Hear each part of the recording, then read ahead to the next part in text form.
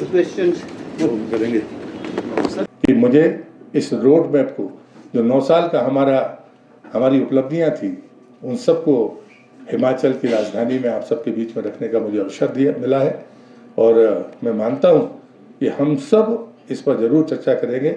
हमारे जितने भी राज्य के आदरणीय नेतागण हैं वो आपसे इंटरेक्शन करेंगे और मैं मानता हूं ये परंपरा सबके साथ होनी चाहिए कि जो करता है वो उपलब्धियां अगर आपके सामने होंगी तो समीक्षा से लेकर समाचार तक आपको शायद तुलना करने में मदद मिलेगी। इसी निवेदन के साथ मैं आपका धन्यवाद करते हुए अपनी बात को समाप्त करता हूं। धन्यवाद। निर्यात के बारे में मैं एक आंकड़ा फूड प्रोसेसिंग का जरूर दे सकता हूं, बाकी निर्यात के आंकड़े तो आपके सामने हैं। हमने रक्षा क्षेत्र में निर्यात शुरू किया, लेकिन फूड प्रोसेसिंग में जब प्रधानमंत्री जी ने कहा था कि $400 बिलियन का एक्सपोर्ट होगा, $1 बिलियन का, और उसके बाद में लगता था कोरोना के बाद क्या होगा, लेकिन कोरोना के बीच में ही हम इस आंकड़े को पार कर गए। और इसका मतलब है कि जो हमारी प्रगति है, जो हमारे लोगों के काम करने का तरीका है, और वो चीज़ें ऐसी चीज़ें हैं जो लगभग रोज़मर्रा के उपयोग की है। तो एक्सपोर्ट का जो भी सेक्टर है, चाहे वो शस्त्रों का हो, चाहे वो दवाइयों का हो, हम सब तरफ एक तरफ से जो हमारी उछाल है वो उछाल जबरदस्त उछाल है, जिससे मुझे लगता है देखने की जरूरत है। 9 करोड़ 6 लाख परिवारों को गैस कनेक्शन, इसके बारे में मुझे कहने की जरूरत नहीं है, देश ने इसको स्वीकार किया है। मुफ्त राशन की बात मैं कह चुका हूं।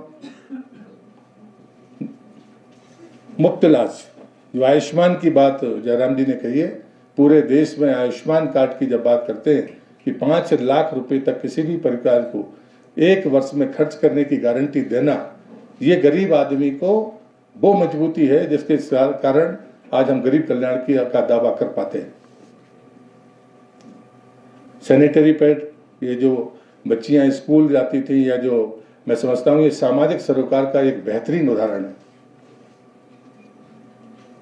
जनौषधि केंद्र, इसकी संख्या के बारे में पहले कभी बहुत प्रचार नहीं हुआ था, लेकिन जहां जहां पर भी मंत्री या कोई जनप्रतिनिधि गए हैं या आप भी जाएंगे तो मुझे लगता है कि ये जो अनुभव है कि बाजार में जो दवाइयां मिलती हैं उसका कई बार 10% या 5% में भी यहाँ पर दवाइयाँ उपलब्ध है, और जो पेंशनधारी हैं, जो वृद्ध लोग हैं, उनके लिए ये एक मिसाल के तौर पर है जिसने बड़ा संबल दिया है। के बारे में जरूर मैं कहूँगा कि 2014 में 4 थे, आज 100 से ऊपर है, और हम 10वें नंबर से 5वें नंबर की अर्थव्यवस्था बने हैं, और ब्रिटेन जैसे देश को पीछे छोड़कर हम आगे गए हैं। मैं बड़ी विनम्रता से बात कहूँगा कि 10वें नंबर से 6वें नंबर तक कब आ गए हम समझ नहीं पाए। जब दुनिया ने लिखना शुरू किया कि आप 5वें नंबर पर पहुंचे और ब्रिटेन को ढकेल दिया, दुनिया ने हमारा ध्यान आकृष्ट किया, तब जाकर शायद हम देश के लोग इस बात को मान पाए कि नहीं, ये हमारी एक ऐसी उछाल है जिसको दुनिया स्वीकार करती है। कि जो एक मानसिकता थी उसे बाहर करके दिव्यांग कहकर उन्हें सम्मान भी दिया और सुविधा भी दी। मैं कह चुका हूं, गति भी और प्रगति भी। 2014 में जहां पर 74 हमारे सामने एयरपोर्ट थे, और 9 वर्षों में 74 और हो गए। जो 75 उसके पहले जो जितने वर्षों में थे वो कुल 74 थे।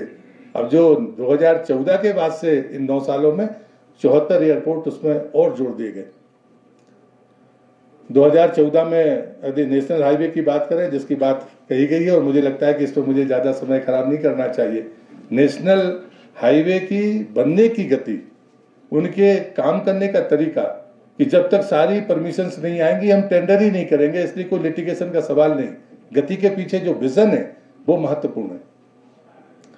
वाटरवे पहले 0 था 2014 तक, अब 111 है। वंदे भारत एक्सप्रेस, ये एक अंतरराष्ट्रीय स्तर पर हमारी रेल सुविधा है जो पहली बार मूर्त रूप लेकर अब हम सबके सामने है। मेट्रो पहले 4-5 शहरों में थी, आज 15 शहरों में। मेडिकल कॉलेज, ये मैं मानता हूं कि बहुत महत्वपूर्ण है। एम्स का जो हिमाचल का आंकड़ा है, लेकिन देश का आंकड़ा अगर हम देखें तो पहले 7 थे, आज 15 है।